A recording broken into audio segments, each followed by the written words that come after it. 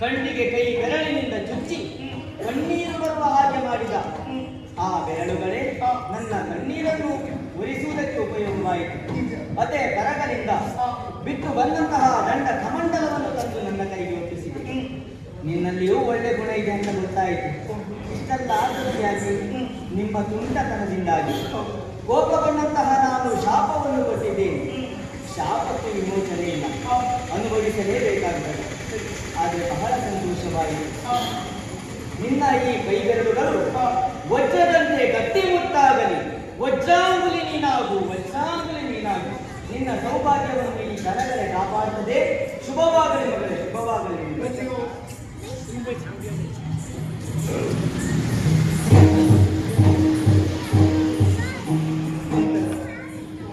ಹೀಗಾಗುತ್ತಿರುವ ಹಾಗೆ ನಿರೀಕ್ಷೆಯನ್ನೇ ಮಾಡಿದೆ. ಅವರೇ ಕೋಪವಂತೂ ನಾವು ಹಾರಿದ್ದು ನಮಗೆ ಶಾಪವನ್ನು ಅವರಿದ್ದೋದು.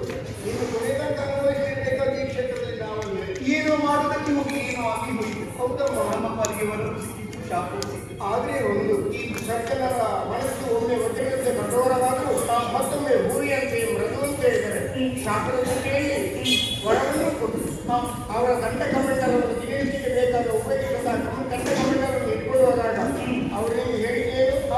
ಯಾವ ದಂಡ ಕಮಂಡಲವನ್ನು ಹಿಡಿಕೊಂಡು ಬಂದಿಯೋ ಅದೇ ಕೈಗಳ ಮುಂದೆ ಒಟ್ಟು ಸಂಘರ್ಷವಾಗಲಿ, ಬೆರಳುಗಳು ಒಟ್ಟಿಗೆ ಆಗಲಿ ಎಂದು ಅನುಭವವನ್ನು ಕೊಟ್ಟರು. ಹಾಗಾದರೆ ಹೀಗಾಗಿ ಯಾವುದೊಂದು ನಿಗೂಢವಾದ ರಾಜ್ಯ ಅಡಗಿಕೊಂಡು ಎಂಬುದನ್ನು ಅರ್ಥ ಮಾಡಿಕೊಳ್ಳಿಕ್ಕೆ ಮಾತ್ರ ಸಾಧ್ಯ. ನನಗೆ ಬಂದವರಾಗಿ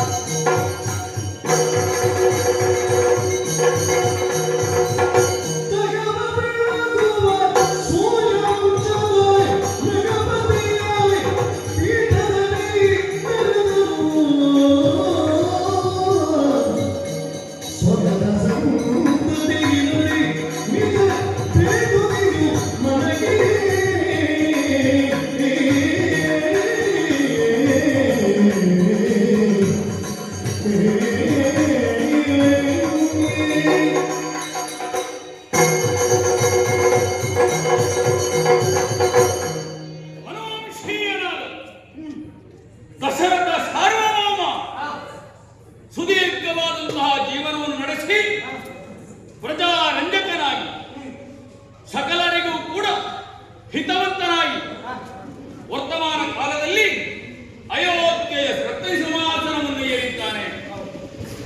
ವೀರ್ಯರಾಜಿಯಾಗಿ ಬಾಳಿ ಬಾಳಿ ಕೀರ್ತಿಯನ್ನು ಗಳಿಸಿದಂತಹ ಈ ರತ್ನಸಿಂಹಾಸನವನ್ನು ಏರುವುದೇ ನಮ್ಮ ಒಂದು ಯೋಗ.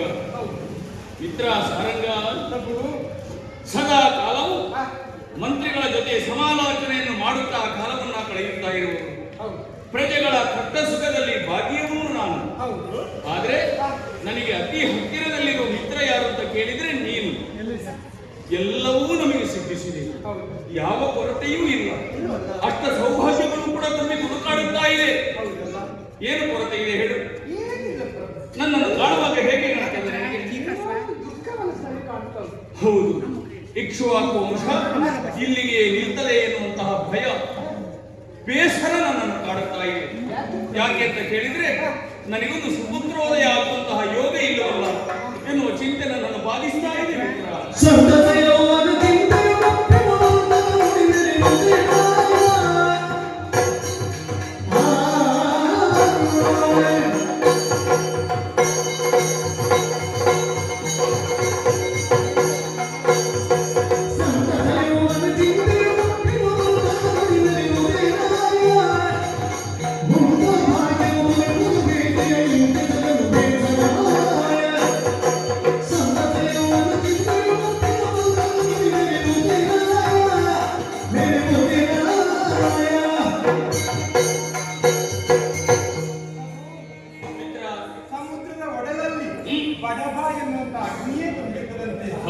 ಆದ್ರೆ ಸಮುದ್ರ ಮೇಲಕ್ಕೆ ಪ್ರಶಾಂತವಾಗಿ ಕಾಣ್ತದೆ ಬುದ್ಧಿ, ಯಾವತ್ತೂ ಬೇರೆ ಬೀರುವುದಿಲ್ಲ. ಹೌದಲ್ಲ? ನೀವು ಕೂಡ ಹಾಗೆ ಪ್ರಭು. ನಿಮ್ಮ ಹೃದಯದಲ್ಲಿ ದುಃಖ ರೋಗಗಳಿದ್ರೂ ಕೂಡ ಪ್ರಜೆಗಳಾದ ನಮ್ಮನ್ನು ಮಕ್ಕಳಂತೆ ಪಾಲಿಸಿಕೊಂಡು ಬರ್ತಾ ಇದ್ದೀರಿ. ನಿಮ್ಮಂತ ಮಹಾರಾಜರನ್ನು ಕೊಟ್ಟ ನಾವೇ ಆದ್ರೆ ಮಕ್ಕಳೇ ಮಾಡಿ ಚಿಂತೆ ಮಾಡಬಾರ್ದು. ಸಂತೋಷವೇ ಯೌವನ ಚಿಂತೆ ಎನ್ನುವಂತ ಮಕ್ಕಳೇ ಯಾವುದಕ್ಕೂ ದೇವರ ಅನುಗ್ರಹವನ್ನು ಬೇಕಂತೆ. ದೇವರ ಅನುಗ್ರಹಕ್ಕೆ ಈ ಪ್ರಕೃತಿಯಲ್ಲಿ ಎಲ್ಲವೂ ಸಾಧ್ಯ ತಾನೇ. ಸತ್ತ ಮರವು ಚಿಗುರಬಹುದು, ಕೆಲವರು ಪುಣ್ಯಕ್ಷೇತ್ರ ಸಂದರ್ಶನ ಮಾಡಬಹುದು, ನೂತನ ಸಂಗೀತವನ್ನು ಮಾಡಬಹುದು. ಇನ್ನೊಂದು ದೇವರ ಅನುಗ್ರಹ ಇದ್ರೆ ಖಂಡಿತವಾಗಿ ಪುತ್ರ ಸಂಕಟ ಆಗ್ತದೆ. ಪ್ರಜೆಗಳಾದಂತ ನೀವು ಸದಾ ಕಾಲ ವರಸನು ಆನಂದದಿಂದ ಇರಬೇಕು ಎನ್ನುವ ಹಾಗೆ ಬಯಸುವವರು ಎನ್ನುವುದನ್ನು ನಾನು ಚೆನ್ನಾಗಿ ಅರ್ಥ ಮಾಡಿಕೊಂಡಿದ್ದೇನೆ. ನೀವು ಹೇಳಿದ ಹಾಗೆ ಪ್ರಜೆಗಳನ್ನು ಮಕ್ಕಳಂತೆ ನಾನು ಪರಿಪಾಲಿಸ್ತಾ ಇದ್ದೇನೆ. ಆದರೆ ಒಂದು, ನನ್ನ ಮನೆಯಂಗಳದಲ್ಲಿ ನನ್ನ ಮಕ್ಕಳನ್ನು ಆಡಿಸುವಂತಹ ಯೋಗ ಇಲ್ಲವಲ್ಲ. ಹೇಗದು? ಯೋಚನೆ ಮಾಡಿದ್ರೆ ಅರಮನೆಯಲ್ಲಿ ಕುಳಿತುಕೊಂಡ್ರೆ ಇನ್ನೂ ಮನಸ್ಸಿಗೆ ಚಿಂತೆ ಹೆಚ್ಚಾಗಿದೆ. ಅದಕ್ಕಾಗಿ ಸ್ವಲ್ಪ ಸಮಯದವರೆಗೆ ನಾವು ಹೊಲವನ್ನು ಸೇರಿ ಒಂದು ಮೃಗ ಬೇಕು, ಇಲ್ಲದ್ರೆ ಮನವಿಹಾರ ಮಾಡಿದ್ರೆ ಮನಸ್ಸಿಗೆ ನೆಮ್ಮದಿ ಸಿಗುತ್ತದೆ ಪ್ರಭು. ಒಳ್ಳೆಯ ಕೆಲವನ್ನು ಹೇಳಿದ್ದೀಯ. ಎರಡು ಮಾತಿಲ್ಲ. ಇಲ್ಲಿಗೆ ಒಂದು ವ್ಯವಸ್ಥೆ, ಹೋಗುವುದಕ್ಕೊಂದು ವ್ಯವಸ್ಥೆ.